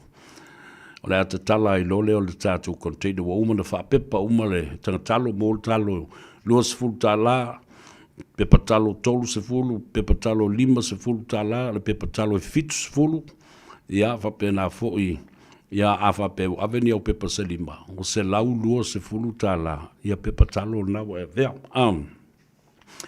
O le whamauifo le tuatusi, lima sefulu ma le tolu, lima sefulu ma le tolu Tidal Road. Awala lea ngai tonu lava i malai olo mga whanga. Ia e te le alu lai malai olo mga whanga, ai te alu i lau i tū tau ngā vale olo o iai i nā le tuatusi o le kāpaka whatae lai le nā. Ia o i nā le tū te o tu lai tū o le whale i e te le lava. Ia matū o ma le tātou container. Ai mātu tū ai i nā. Ia ma le whionga ia salam. Ia ma whasoa loa. Ia le tātou container talo na. O le teime mōmole nei ua sau sao ai lava ia le talo mai Samoa. I tangata Samoa. Ta wala mai i alo mata mawhanau o Samoa. O lo o io. Ia i le tomai i le whaulu fale ina mai ma le whaulu fafo. O tātou container e maise o tātou o loa e ngā osi Samoa. Wala ulia whaifi au ma lātou e kalesia so se mamalu o le atunu o le a whio mai. Ia, le nā, tā uai la i le o le avea i le maketi o intia po le whaituto a fo ia saina ia lo o mai ai ia isi o loa mai isi talo mai Samoa. Le o sau sao lava ia i tātou. Tā uala le nā, o le wala ulia o le atunu talo mai Samoa, ia pere o vai atu po il timo sola. E le ise whainga porokiki e mai e le o se talo le HRPP, po le talo le fast, po le talo le supo. O le talo a Samoa. Whai whaato anga Samoa. Nga osi o loa a Samoa. Taunu umai i lima o tama whanau o Samoa. Tu uatu sao, ia te o tau. Le mamalu o Samoa. Awa alalu le i se maketi po o se whaituto a intia ma. Ia, na utou se sila la ile iai, ile maua lunga, o le si tanga o le au, o iai le tau le kilo. Watalo whantu mai tae o Ronda Wright, William Brown, ia whapea fo I Soreta Felice, mautou umalava alo o hanga I mai. Italia sia opo, alola sei fumruia, sueina matautia. Yeah, they're all watching and also share our program to a lot of our friends and families so that they know exactly what is happening. Yeah, nau mai ono tātou talanoa tu le taupu lea o le cyclone Vaianu. Yeah, ma le whamumoe. Yeah, o le a patu ia tātou ale o le pōna nei le pōtai au. Yeah, po o le whai unga fo'i o le nei vaiaso. O mai leo lau talanoa I le mata upu lea a lea fio anga. Malei tu malo whaasale anga numero lua. Wata oto I langatong. Ma wata oto fo'i panga. Ma ua tātia I se tūlanga mātango fie. Ma le alo ia. Ma le vāo le nofo le rei o le fionga I le pāremia ma lana kāpeneta ma lana whainga mālo. Ia whapea fo I to o le tū. O le I tū mālo whasale anga. O le alawai au mai e isi tangata. Le au media outlets propaganda fo lea tu le epa ma le chapipi. O lai whai mai le tala whai mai ua mālo. Ua manu mālo wa ai lua le whai pule. Ina ua sui le tō whale mālo. Ia I se mea whapena. Ia manu mālo le whai pule. O se mea māta ngā le mea nei. O le whalongo. O le itu mālo. Le whalongo le itu mālo. Ma whatali tali le lato whai pule se sau. Le anga fo le whai pule a lea manisi tola iti. O le HRPP lei o le tula. E le mana na o le tu malo e fa le leilo la tova. Le ala o fatali. Tatu e malanga le palmbia. Ya malana minsta ma la to fo yo lo lufi mali poi le poloketi. Ai o le fina ngalo au tasi la valea. Tu do tasi tu ma oti. O to o le tu. Fa mai le into to no ni to fai upu no mai. Ai to filau le na sauno. Ya to filau le na sauno. O le leo mai o isi to yo. O le ai tui. Yo. O le ai tui ma le fau malo. Ma le fa mau lulunga. Yo. Tai se ma tai fa vale le lato fai pule. Yo. Langa fo ilae e utu leone. Mautu le utu tau ma le pulu. E la wali ia. No mai lola ia lea. Fai mai ua manu malo. Tau te si la fia le lei. E tau oe avel ma ta upu le whamsinonga. Ma momoli tū le pāle mia. Ai le ai se tala tule. Ai le ai se tala. Ala auli na whai atu iai. E tapuni le whono whawai. O la tau lava. Na mana nao e tapuni le whono whawai. Toe o le whamsidonga. E tā ofi le tuwhaina o le tupe. Ma le whamatu uina antu. O le se lau 5 tala. Ma le tasi tesi. Ma le 8 miliona tala e le itumalo. Se o tau se sila la ia I Samoa. Ta ino inei tangata o tai o le itumalo. A le la wo ta whawhao su tupe, wha mai e tutongi e ilo ia. I le momoli ta ina, ma le momoli tu ina. O le pāle mia. Ma lana kāpeneta, ma le minsta. O lo wa aia le poloketi. Tal tonu mai sisi. Pena o mai pele o mai le tu malo. E whai ale fina ngalo le malo, e le imana o le malo. E tau fiofi ni tupe. Ai ia usita ia whainga whaavai ale malo. Nā ua umalana au mai le tali mua ale malo. Tawala mai le whamsidonga. Mai ale whamsidonga.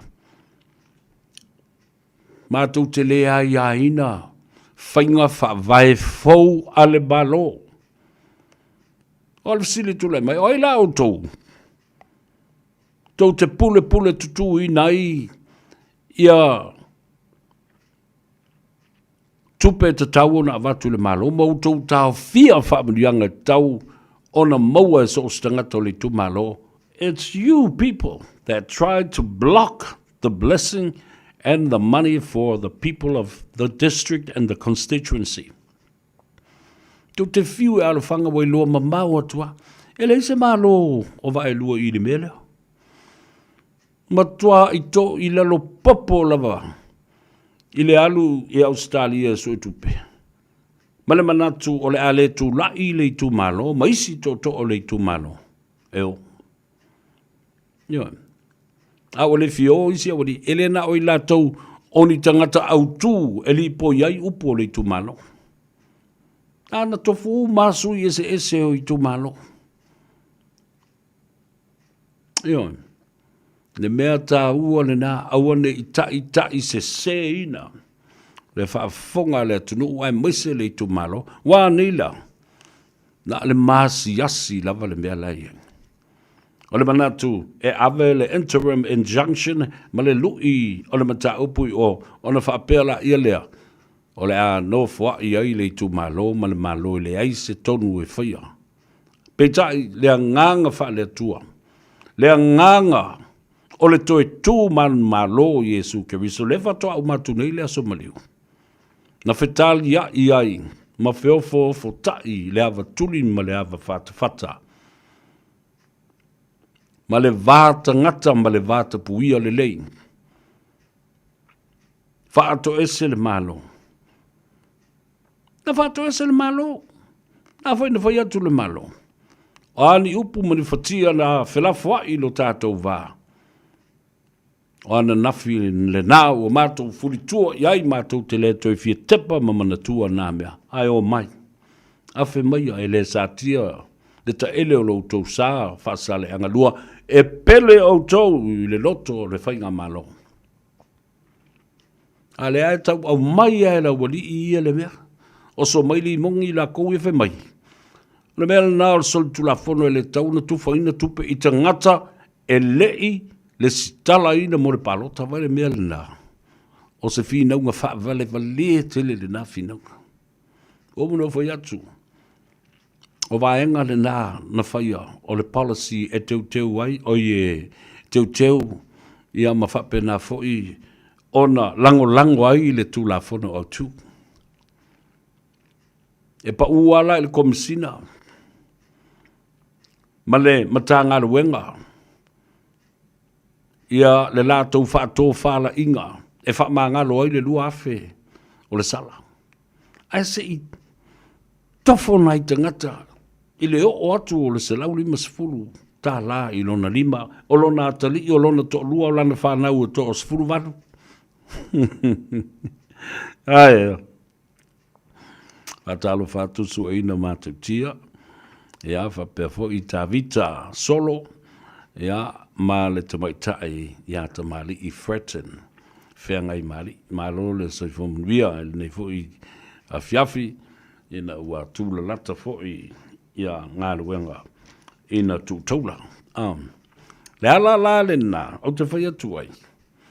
Te ofore koe fia mahawawa I fo lungo sa nguko sisi in mata upule nei lele o ta oto I langa tonu. Ai mai se ala wali ia na mana o e tā ofi le tupe a whaasaleanga.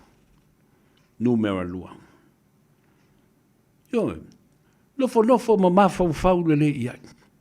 E se a mea na utou manatu, ma fua ma mao iai.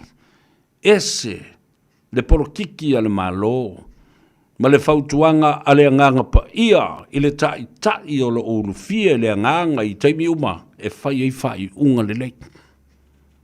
Yo, e koe kauka kahaku la ia lea. A o tu la I le toto'o tofi lau. Le na maia le malanga ma le toa a tele o I lato. Mātou o mai e sa ili so mātou wala I malo. Fia pi ia mātou I le malo. Mātou te whaato ese atu. Aia. Mai la au li. Talo fai. De la au fo I lea. na whai ele vesili, lau la, ua tofi lua pe tofi ulu, pe tofi lau. A fe maia la ia lo uso, lo fina ngalo, ua malama le malo, o le taia o fau ma le amatanga fau le nei. These guys are embarrassed. Amata ba ia te oile whaipule. Ia whapena mautou ia sinia ma te tai o le hero pipi. Ese le mea mata ngā ma le anga sa autou whawhau. Whiololo la le mea lea nei lo le autou o atu. Lea la o mai nei tau o le whamsidonga. Bingo! Pae la auli to tolo solo. Mua whai le tonu wa la auli. Ai le italo ina le mata upu le whamsidonga. Awa esili atu ona mata ngā le mea le nā. Mō le tu malo, ai wana whai i le whalongo i le whai pule. Lau tau sila nei la, ia i le mea le atu lai mai. Toi tu ma le tō ma whamai. La uli le mali o toa, la uwhionga le tamau le tunu, le kapeneta, ma le whainga malo o tu. Ua tā mau, le tō wha ale i tu malo, wha mau tu wina. Le tofi tai whono ole te lainga ia mangele. Mea. Nā whita whamailanga sa soli tu la whono, po le alawa le si mea. Ele ngō ia e mangele se tupe. Pau o lea, o le wha ngā se o tupe i le taimi se. Ele i whapela o wha ngā se i se tu langa fo lea o a matua ngau se tupe. Ave whanana se tupe, le ai. Tau la manino le lei marmalama le unga le whamsinonga. It was the wrong time to disperse funds. As simple as that. Tali e ina fo ilai mangele le tūlanga lea. Mau o pa u mai lona tofi, sato i tai o le tofi o le i tūmalo. Tali e ina fo i le malo le na vaenga. Ua pāleni ma ua whetau i matala whea ngai le lei, ai le ai a seisi ta ngata e alu i ai le whaatua tuanga ale malo e ta ina le fono. O le sui o le whaatua tua i le atua Samoa ua tasi pei ina valo ia e pei foi ona fonga ina ma whaalawi loa i le taimi o le whaalawi loa. It will never be automatic for any member of parliament to become the chairman of the district when we come back after the general election in August and September 2025. That is as clear as it could be. Wa kidia le le whaaloko tangata, vaai tangata, maramalam marantua tangata, kantala. I le to e whaibea tu la fuai, le whatutua i le tua Samoa Watasi, i lana pepe malana proketi. Nā lai o nā watu le ta i ala fau, o e apalai.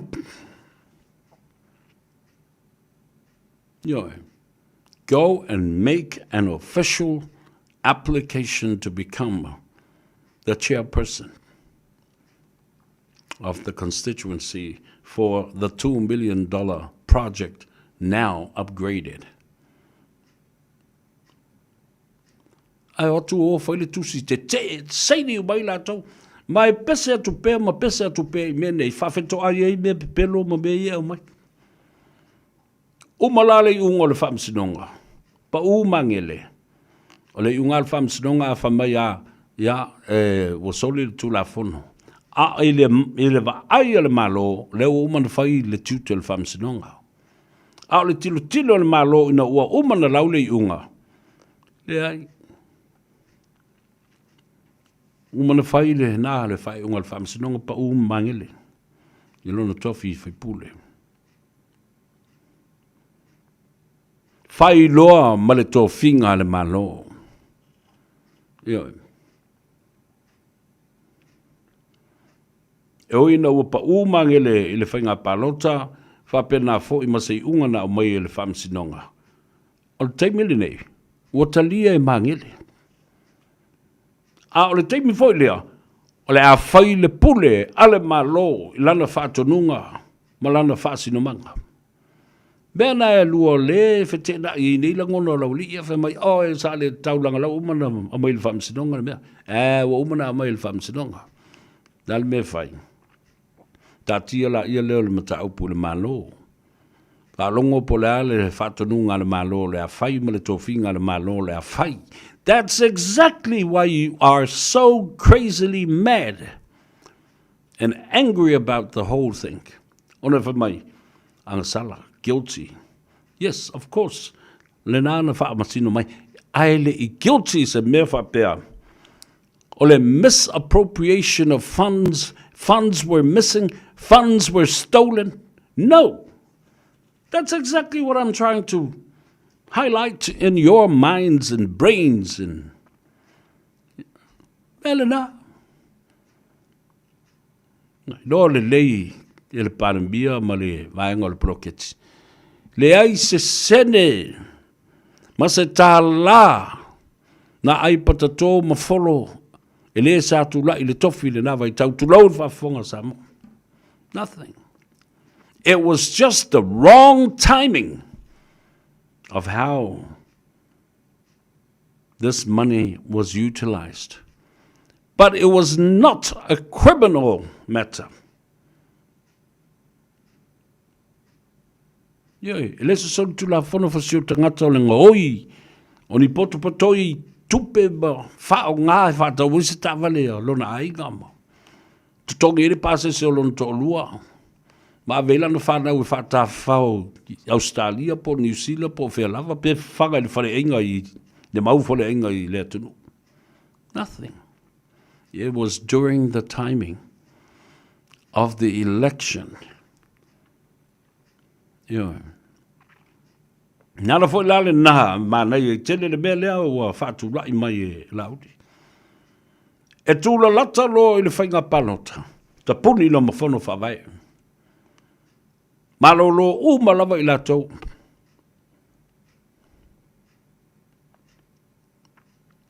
A whai mwhai ona toi fitu lai o nisi o le a o le palota e whai wana sui tau wā. O ese whawawai le lei to fingala. O le whono whawai. O no to wō lola ia le tā pena lau to whinga palota.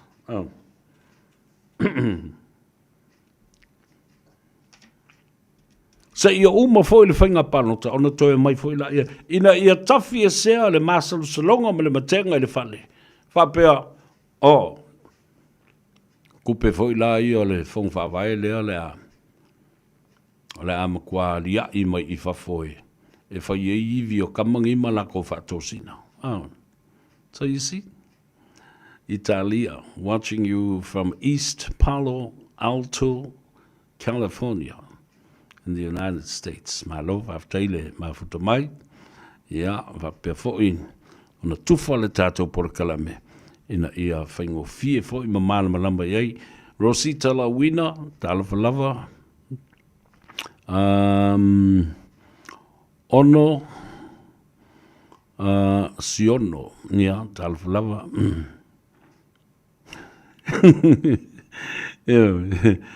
Lena, Ala mea tonu ala nā le whai mai ia ono. Ala sa ala mea le nā. Au tau whaafonga hatu o tau ia. Wala lawa malama nei whasale anga. Malama nei whasale anga lona lua. Tu lou lava taulangi wā su ama. A matatu I malai loa. Se ia pa ia a vea ma pousea. Pui fatu. Ai mai se. A te autou. Sua whapea fo I le maupua o nā whanua. Lenga ma sua foa ma sa sila whai ngā. Ai mai se la wo fionga le toto oli.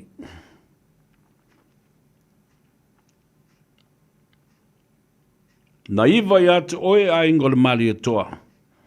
Ai a le sale valasi le nae tau tausia. Talo fai. A nae o sa sulu. Ma le mamalu le nofo i tua ai. Whawhitai i lau tau whaalo alo ma lau tau. Usi tai mamana ia le tau mawhai ngāne malo. Na ia manu wia tangata uma. Au tau wā nei, lea se i whaalo longo le le iai, ma wha fofonga lau tau i tū malo, talo whai le tū malo pele. Le ia nisi i whasale anga lua na tau fia le tupe, au tau lava ia la wali ia. Le whai pule. Ia ma le na wata ua fo ia. Isi oe le whai pule mōmua. Wai i lea i tui. Fia whai tupe le tu malo manao e au mai le la tau tupe tufa. Ai whala velave le whai pule.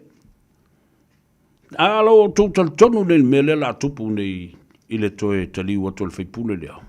I le toe whaalongo i ai seisi o whasaleanga. Whasaleanga lua.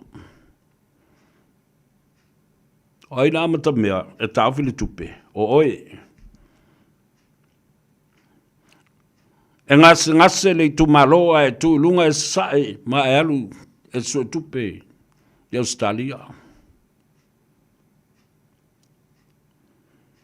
E te nofo i Australia ma e ata ai ma whapea poloka atoa whasale anga lua e le ma whai ona toi whai i eise mea o la ua kaputa mai e le malo.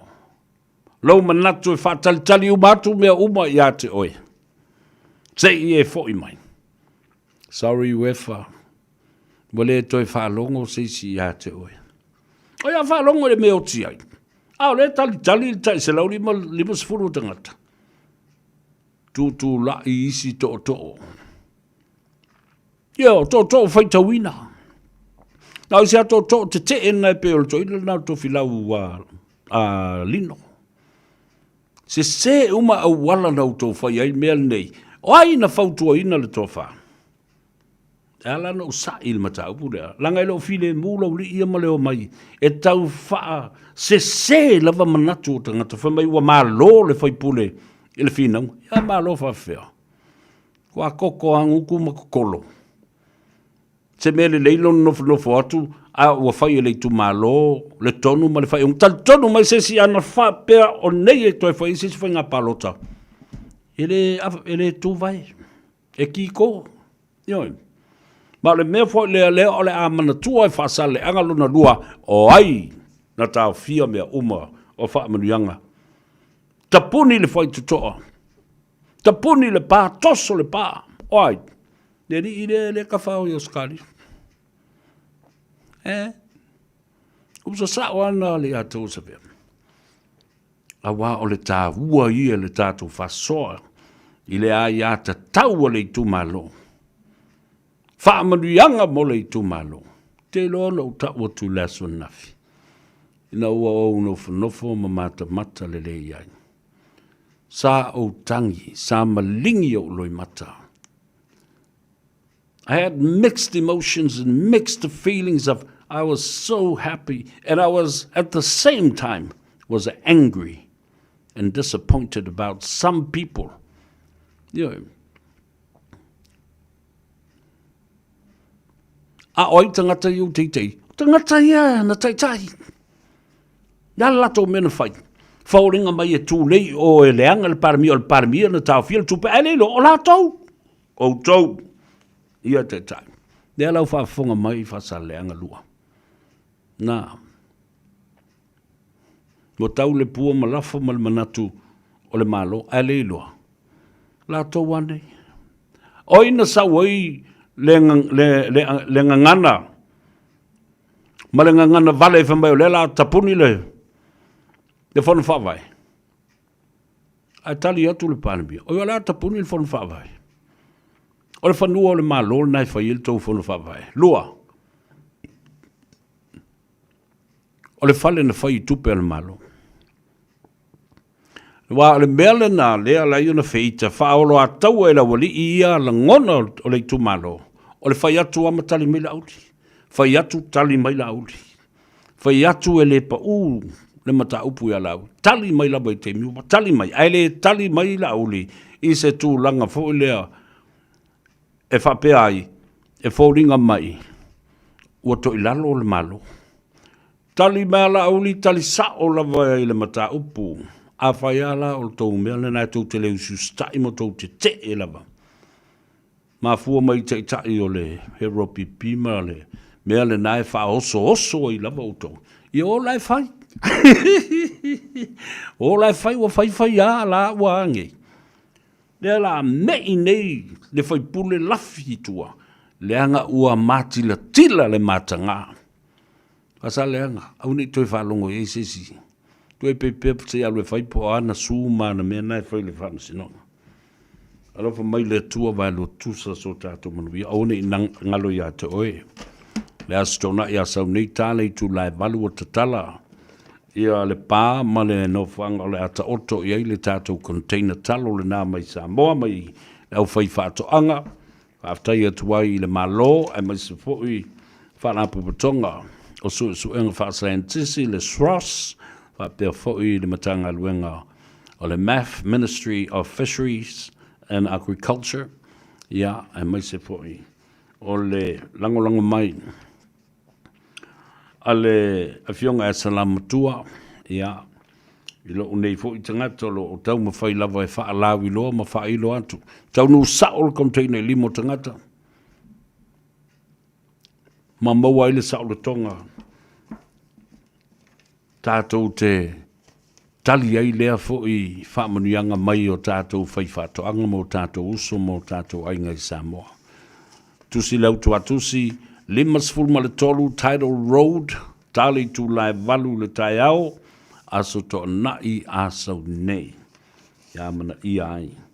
Le whātauina o loa ngaosi i to tonu o le tātou atunuu, ma toi fōi ai tupe, I tanga ale au fai o loa, ai maise le au fai whātu anga. La tātou ua su e le pesele I ataua.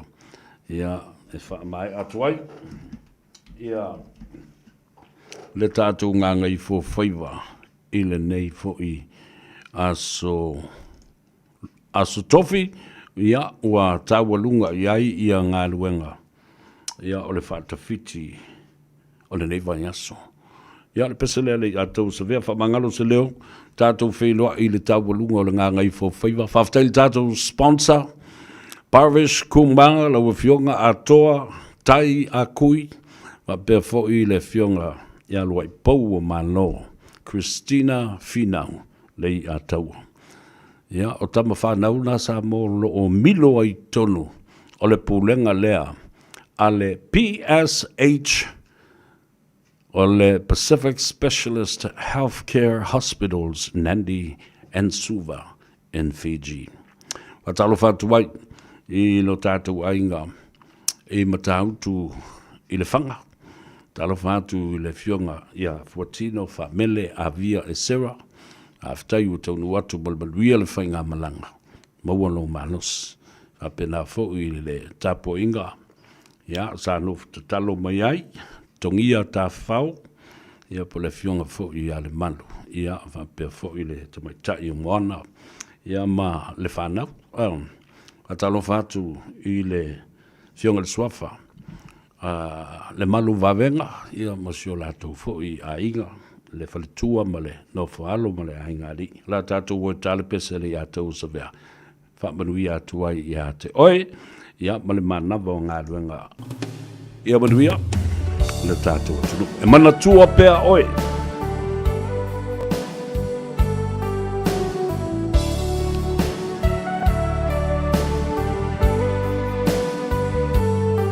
A ova ai o wholinga, no atana o te uina, pe esa sa e pe ava e tu I whea.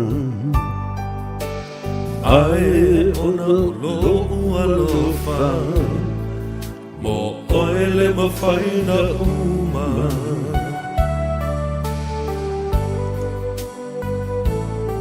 Ta o toi foi le poisa e whaangalo le whainga tā e mana tua pēr o wholinga ai ona ulo ualofa o oe le mawhai ona uma